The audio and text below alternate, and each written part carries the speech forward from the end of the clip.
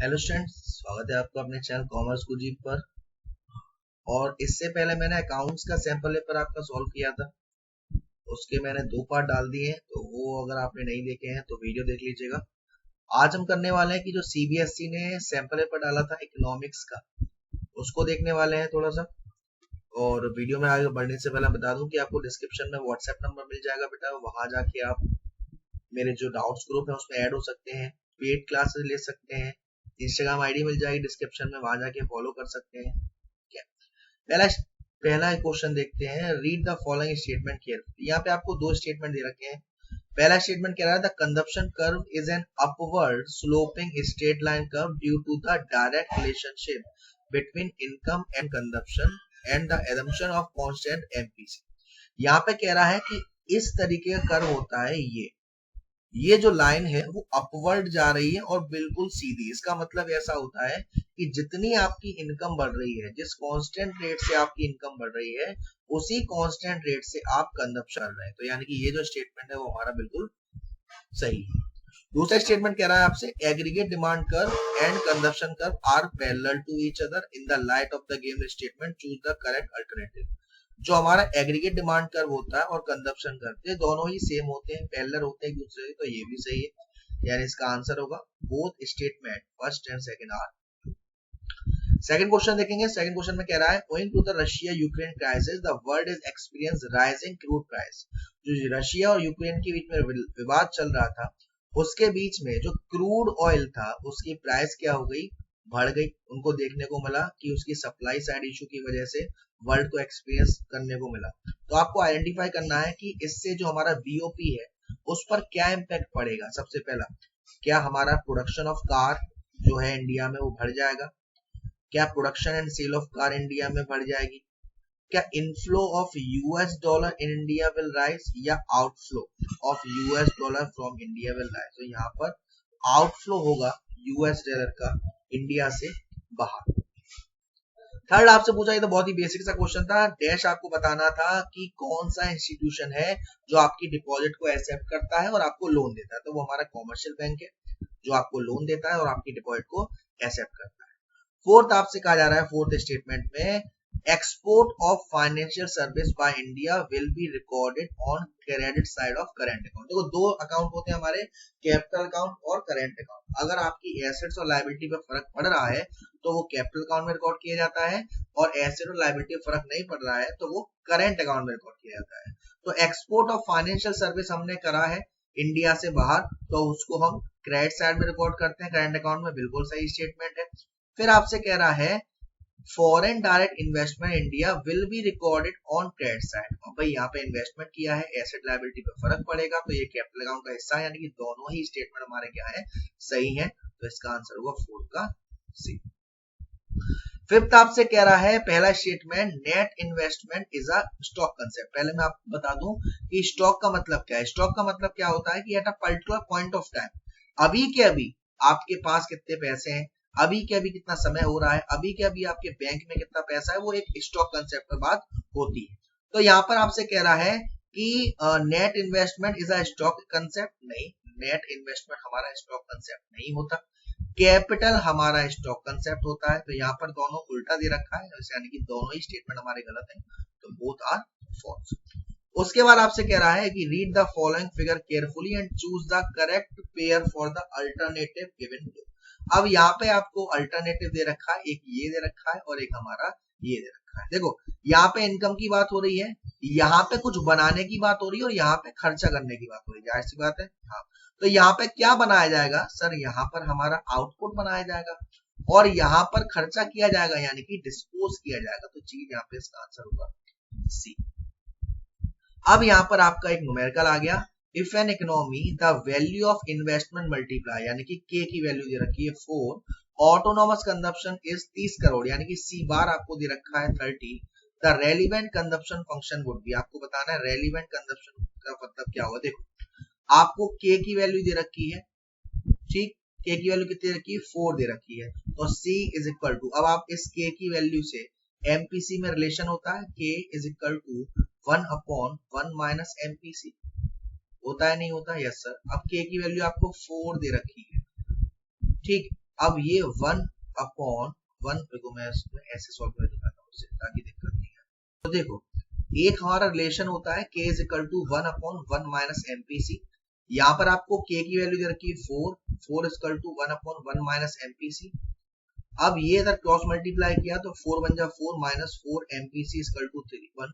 यहाँ पे ये जाएगा तो वैल्यू आएगी 4 MPC इज इक्वल टू 3। तो ये आएगा आपका MPC 3/4, यानी कि MPC की वैल्यू आएगी 0.75। आपको याद होगा कि जो हमारा C का फॉर्मूला क्या था, C equal to C bar plus B by B, यहाँ पर MPC था तो C equal to C bar कितना दे रखा है आपको 30, MPC आपको कितना है 0.75 y, यानी कि इसका आंसर हो जाएगा हमारा A। नेक्स्ट आपसे रखा है if increase in national income is equal to increase in consumption, यानी कि जितना आपका इनकम इंक्रीज हो रहा है उतना ही आपका कंजप्शन इंक्रीज हो रहा है। आइडेंटिफाई करना है आपको वैल्यू ऑफ एमपीएस। तो वैल्यू ऑफ एमपीएस क्या होगा, वो इक्वल टू 0 होगा, क्योंकि उसमें कुछ भी इंक्रीजमेंट नहीं हो रहा। अब उसके बाद 7th में आपसे पूछ रहा है मनी सप्लाई इन इंडिया में इंक्रीज, जो हमारे भारत में मनी सप्लाई है वो बढ़ जाएगी अगर, आपको करेक्ट ऑप्शन चूज करना है। सबसे पहला, reserve Bank of India inject more money in circulation, ज्यादा से ज्यादा पैसा आरबीआई लगा दे तो बढ़ जाएगी, जाहिर सी बात है। Commercial bank expand there credit operation, वो अपने क्रेडिट ऑपरेशन को और बढ़ा दे और ज्यादा से ज्यादा लोन दे। Tax are reduce by the central government, सही बात है, तो अभी बढ़ जाएगी। Reserve Bank of India increase bank rate, नहीं इससे नहीं होगा, यानी कि इसका आंसर होगा फर्स्ट, सेकंड और थर्ड, यानी कि ए। नेक्स्ट है हमारा 8th question, suppose following data is presented from an imaginary economy. ये आपको डाटा दे रखा है विजिबल एक्सपोर्ट का 2010 और 2020 का और 2010-2020 का। तो अब हमसे बोला क्या जा रहा है, identify which of the statement about the period 2010-2020 is correct, इनमें से कौन सा स्टेटमेंट हमें सही है। Improvement in balance of trade, balance of trade का मतलब होता है कि हमारा एक्सपोर्ट का ज्यादा होना और इंपोर्ट का कम होना, ठीक है। तो 2010 में हम एक्सपोर्ट कितना कर रहे थे 280 और 2020 में 580, तो कितना बढ़ा है 300 बढ़ा है, लेकिन इंपोर्ट उतना नहीं बढ़ा, तो यानी कि हमारे बैलेंस ऑफ ट्रेड में इंप्रूवमेंट है, यानी कि हमारा ये ऑप्शन क्या है, करेक्ट। नेक्स्ट आपको दे रखा है फॉलोइंग इंफॉर्मेशन इज गिवन। अब आपको करना क्या है इस क्वेश्चन में, इस क्वेश्चन में आपको balance on current account will be, अब आपसे पूछा है कि जो बैलेंस है करंट अकाउंट का वो क्या होगा, बढ़ेगा या घटेगा। हमारा एक्सपोर्ट यहाँ पर ज्यादा है, ये कम है, इंपोर्ट यहाँ भी ज्यादा है, ये कम है, यानी कि हमारा क्या होगा, सरप्लस होगा। जब हमारा एक्सपोर्ट ज्यादा होता है, इंपोर्ट कम होता है, तो हमारा क्या होता है, वो सरप्लस होता है। अब यहाँ पर सरप्लस का ऑप्शन है या सरप्लस का ऑप्शन है। अब कितना आएगा, अब यहाँ पर आप देखोगे कि हमारा एक्सपोर्ट यहाँ पर 100 है और एक्सपोर्ट यहाँ 70 है, टोटल कितना हो गया 170। इंपोर्ट यहाँ 150 है और यहाँ है 30, यानी टोटल कितना हो गया 180। और उसके बाद यहाँ पर 10 ज्यादा है और यहाँ पर हमारा नेट करंट ट्रांसफर है 15, ये माइनस करेंगे तो 5 आएगा, यानी कि आंसर हो जाएगा बी। 9th वाला क्वेश्चन देखेंगे, read the following statement, assertion, reason और choose one of the alternative. Okay, अब यहाँ पर कह रहा है एक्सपोस्ट इन्वेस्टमेंट, एक्सपोस्ट का मतलब होता है जो एक्चुअल होता है, रिप्रेजेंट प्लान इन्वेस्टमेंट, नहीं सर, एक्सपोस्ट हमारा एक्चुअल इन्वेस्टमेंट होता है, एक्स एंड हमारा, यानी कि एक्स एंड हमारा प्लान होता है, तो यानी कि ये असर्शन तो गलत है। रीजन क्या है, at equilibrium level ex ante saving और ex ante investment are always equal, ये बात सही है लेकिन असर्शन गलत है, यानी कि आपका असर्शन गलत है और रीजन सही है, तो 9th का हमारा हो जाएगा। नेक्स्ट क्वेश्चन है, रीड द फॉलोइंग स्टेटमेंट, आपको दोनों दे रखा है। सबसे पहला दे रखा है saving curve making a negative intercept on the vertical axis at zero level of income, यानी कि जो आपका सेविंग कर्व होता है वो तो सही है, ये असर्शन तो सही है।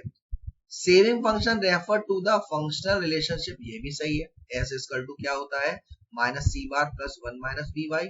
लेकिन जो रीजन है ये सेविंग फंक्शन की बात कर रहा है, वो सेविंग कर्व की बात कर रहा है, वो सही नहीं है। इसका मतलब है कि जो आपका असर्शन है वो सही है, रीजन भी सही है, लेकिन रीजन एक करेक्ट एक्सप्लेनेशन नहीं है, यानी इसका आंसर होगा हमारा बी। नेक्स्ट क्वेश्चन आपसे कह रहा है Suppose a hypothetical economy, there are only two firms, A and B. Firm A sold goods for 2000 to firm B and purchased goods for 1000. Firm B export goods 2500 and had domestic sale 1500. Calculate NDPMP if consumption of fixed capital is 200. ऐसे देखते हैं, अच्छा सा question लग रहा है. Sorry, 12th 11th. सबसे पहले हम सबको अलग अलग कर लेते हैं. हमारा आउटपुट की वैल्यू अलग, आईसी यानी कि इंटरमीडिएट कंजप्शन की वैल्यू अलग, और जितना ऐड किया उसकी वैल्यू अलग. दो फर्म है ए और बी. ए ने आउटपुट कितना किया है, ए का कह रहा है firm A sold goods for 2000 to firm B, यानी कि ये 2000 रुपए का सामान बेच रहे हैं और ये 2000 का सामान खरीद रहे हैं. उसके बाद आपसे कहा जा रहा है एंड परचेज गुड्स फॉर 1000, यानी कि इन्होंने परचेज किया है, किन्होंने, बी ने परचेज किया है 1000. ठीक है. उसके बाद firm B export goods for 2500. अब फर्म बी ने एक्सपोर्ट किया है गुड्स कितने का, 2500 का, और घरेलू भी बेचा है 1500. ठीक. उसके बाद आपसे पूछा जाए कि बस कंजप्शन ऑफ फिक्स्ड कैपिटल आपको दे रखा है 200, यानी कि वो आपका डेप्रिसिएशन है. अभी उसको हम थोड़ा नजरअंदाज करते हैं. वैल्यू एडिशन कितना हुआ हमारा, वैल्यू एडिशन यहाँ पे 2000 था, यहाँ 1000 था, यानी ये 1000 का, और ये टोटल 4000 का, ये 2, तो ये हमारा 2000 का. अब अगर देखा जाए तो आउटपुट हमारा 6000 है और इंटरमीडिएट कंजप्शन 3000 है और वैल्यू एडिशन भी 3000 है. एनडीपीएमपी निकालना है, उसके लिए सिंपल हमारा जीडीपीएमपी निकालते हैं. जीडीपीएमपी का फॉर्मूला क्या होता है, value of output minus IC, यानी कि 6000 माइनस 3000 तो 3000 आएगा. और डेप कितना दे रखा है 200, क्योंकि प्रोडक्ट मेथड के फॉर्मूले से क्या निकलता है, जीडीपीएमपी, और हमें कन्वर्ट करना है एनडीपीएमपी. तो जी से एन में जाएंगे तो डेप माइनस कर देंगे, तो यहाँ पे आंसर आ जाएगा हमारा 28. नेक्स्ट क्वेश्चन है explain how exchange rate is determined under a free market exchange rate system. जो हमारा free market exchange rate system होता है वहां पे जो हमारा एक्सचेंज रेट कैसे डिटरमाइन होता है. जब आपका फ्री मार्केट है तो वहां पे जो हमारा क्वांटिटी डिमांडेड होता है और क्वांटिटी सप्लाई होता है वो फॉरेन एक्सचेंज के बराबर होता है. अगर फॉरेन एक्सचेंज मार्केट हमारा डिसइक्विलिब्रियम है, यानी कि वहां पे एक्सेस डिमांड है या एक्सेस सप्लाई है, यानी कि डिमांड ज्यादा है या सप्लाई ज्यादा है, तो वहां पे जो मार्केट मैकेनिज्म है, यानी कि मार्केट में डिमांड ज्यादा है तो डिमांड ज्यादा होगी, सप्लाई ज्यादा है तो सप्लाई ज्यादा होगी. फिर आपसे पूछा है differentiate between autonomous and accumulating transaction. Autonomous transaction हमारे वो ट्रांजैक्शन होते हैं जो आप प्रॉफिट को अर्न करने के मोटिव से करते हो, जिसमें आप प्रॉफिट कमाना चाहते हो. और प्रॉफिट जब कमाना चाहते हो तो या तो आप डेफिशिएट में चले जाओगे या सरप्लस में चले जाओगे. तो इनको ठीक करने के लिए जो ट्रांजैक्शन करे जाते हैं वो हमारे एक्यूमुलेटिंग ट्रांजैक्शन कहलाते हैं. फिर नेक्स्ट है आपका 13 में आपको कह रहा है if an economy plan to increase in income by 2000 crore and the MPC to consume 75%, आपको इंक्रीज इन इन्वेस्टमेंट निकालना है. यानी कि यहाँ पर मैंने आपको बता दूं 13 वाला है, के दो फॉर्मूले होते हैं. के यानी कि investment multiplier delta Y upon delta I. एक तो फॉर्मूला ये होता है और एक होता है K is equal to 1 upon 1 minus MPC. तो आपको K is equal to income दे रखी है, यानी कि डेल्टा वाई आपको दे रखा है 2000 रुपए और आपको निकालना है डेल्टा आई. तो पहले आप के की वैल्यू निकाल लेते हैं. यहां से K is equal to 1 upon MPC कितना दे रखा है 75, यानी कि 0.75 हो जाएगा. तो ये के इज इक्वल टू 1 अपॉन 0.25, यानी कि आ जाएगा 4. तो यहाँ आ जाएगा 4 is equal to 2000 upon delta I. तो ये सॉल्व करके आएगा 500 करोड़, यानी कि इसका आंसर कितना आएगा 500 crore.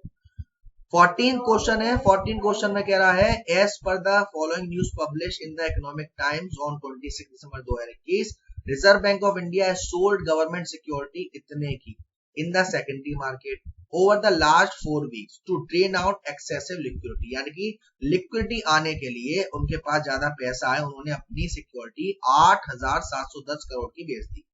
Identify the likely cause and the consequences behind this type of action plan of Reserve Bank. क्यों और कैसा, ऐसा क्यों किया गया, क्यों इनने ऐसा किया, उसके लिए क्या रीजन हो सकते हैं ऐसा आपके हिसाब से। देखो, अगर गवर्नमेंट सिक्योरिटी बेची जाएगी तो आरबीआई क्या करेगी, आरबीआई के पास पैसा आएगा, इससे मार्केट में सर्कुलेशन चलेगा, लैंडिंग कैपेसिटी रिड्यूस होगी, और इस प्रोसेस को बढ़ाने के लिए जो हमारी इकोनॉमी है उन्हें क्रेडिट का कॉन्ट्रैक्शन फील करना पड़ेगा। कॉन्ट्रैक्शन का मतलब कमी फील करनी पड़ेगी, है ना। फिर आपका 15, read the following text carefully, discuss briefly the relevant function of the central bank. आपको यहाँ पर ये पढ़ना है और बताना है कि कौन कौन से फंक्शन रेलिवेंट है, सही है। Recently, RBI conducted a statutory inspection for supervisory evaluation against a commercial bank। अभी आपने रिसेंटली जो हमारी आरबीआई है उन्होंने एक स्टैट्यूटरी इंस्पेक्शन करवाया था कॉमर्शियल बैंक के लिए। Commercial bank was imposed with stringent penalty, उनके पेनल्टी लगाई गई, डेफिशिएंसी पाई गई। सेंट्रल बैंक के अनुसार the inspection revealed non compliances different direction issue bye on the following front. यहाँ पर जो हमारी कॉमर्शियल बैंक है वो दोषी पाई गई। ATM card fraud, ensuring integrity and quality of data, loan to small borrowers। अब यहाँ से क्या आता है, यहाँ से जो हमारे फंक्शंस आते हैं उनमें अगर देखी जाए तो सेंट्रल जो आरबीआई है वो एक्सरसाइज करेगी, ऑडिट देखेगी उनके, उसके बाद नेसेसरी जो एक्शन लेना चाहिए वो लेगी। फिर आपसे कह रहा है कि reserve ratio and credit rating are inversely related. क्या आप इस बात से एग्री करते हो? यस, ये इनवर्सली रिलेटेड होते हैं। इसका फॉर्मूला होता है 1/RR, ठीक है, तो उसके हिसाब से आप इसे शो कर सकते हो।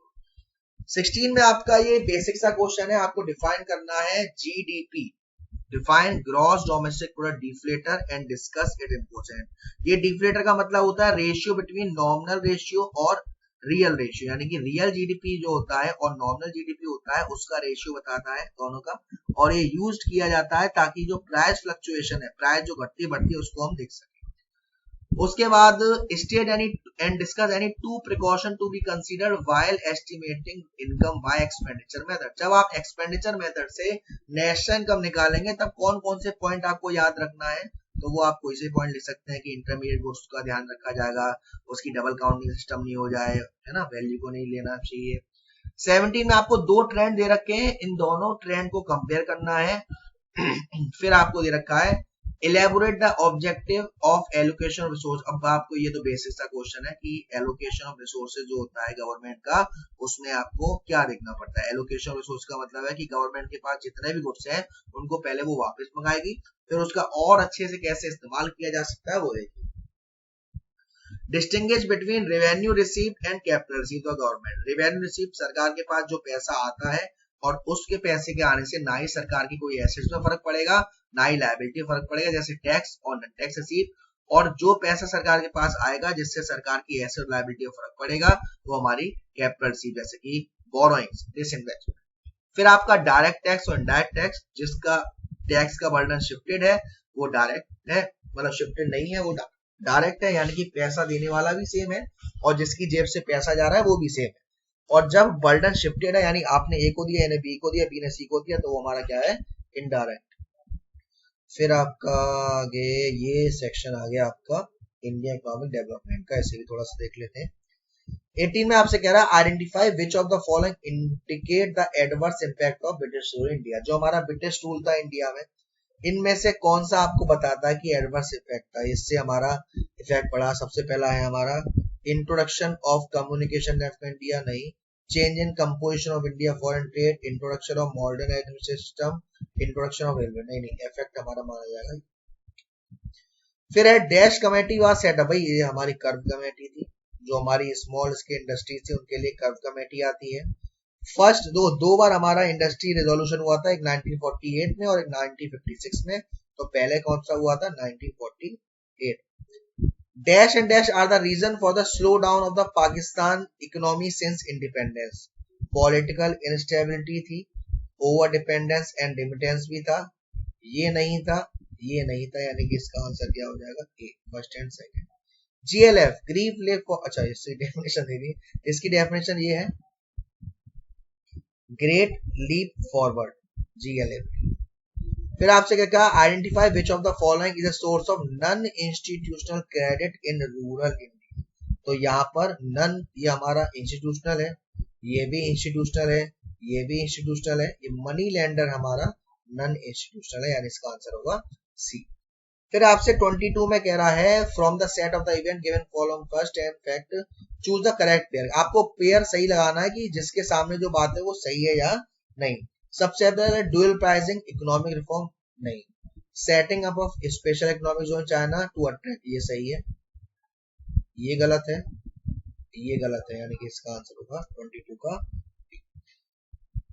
फिर आपसे कहा गया है read the following statement carefully. पहला स्टेटमेंट है on the job training help to bridge a gap between theoretical concept and practical experience, ये सही है। On the job training update the employ with the latest change, ये भी सही है, यानी कि दोनों ही स्टेटमेंट सही है, तो इसका आंसर हो जाएगा हमारा। अगेन स्टेटमेंट है आपका both India and Pakistan initiated their economic reform without any external pressure. दोनों ने अपने अपने बिना किसी एक्सटर्नल प्रेशर किया था, गलत है भाई। Pakistan has successfully implemented the special economic zone policy and reaped it benefit, ये भी गलत है, यानी कि दोनों ही स्टेटमेंट हमारे क्या है, false. 25 dash is not cause for environmental degradation, इसमें से कौन सा एनवायरमेंटल डिग्रेडेशन नहीं होता, guardian green cover. Dash is not the strategy for sustainable development, sustainable development के लिए इसमें से कौन सी स्ट्रेटेजी नहीं है, तो ये थर्मल पावर जो है नहीं है, सी होगा इसका आंसर।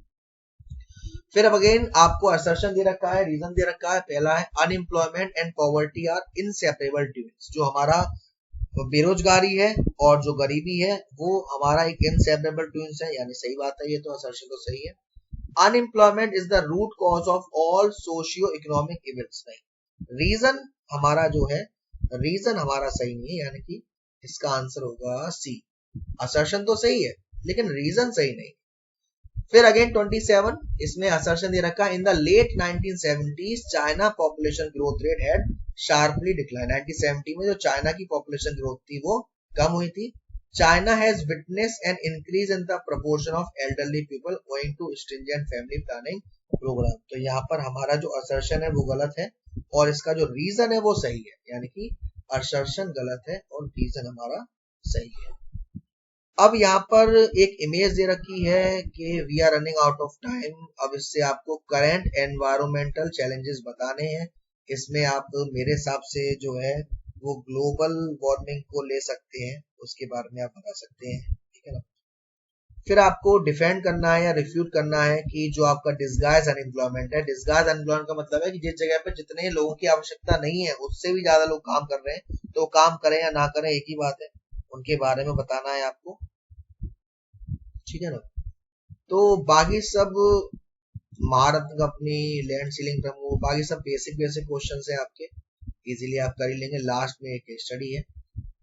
तो जो सैंपल पेपर देखा जाए इकोनॉमिक्स का जो लेवल है वो मेरे हिसाब से थोड़ा सा हाई है आपके लिए, लेकिन आपको मेहनत अच्छी करनी पड़ेगी बेटा, तभी मजा आएगा नंबर में भी।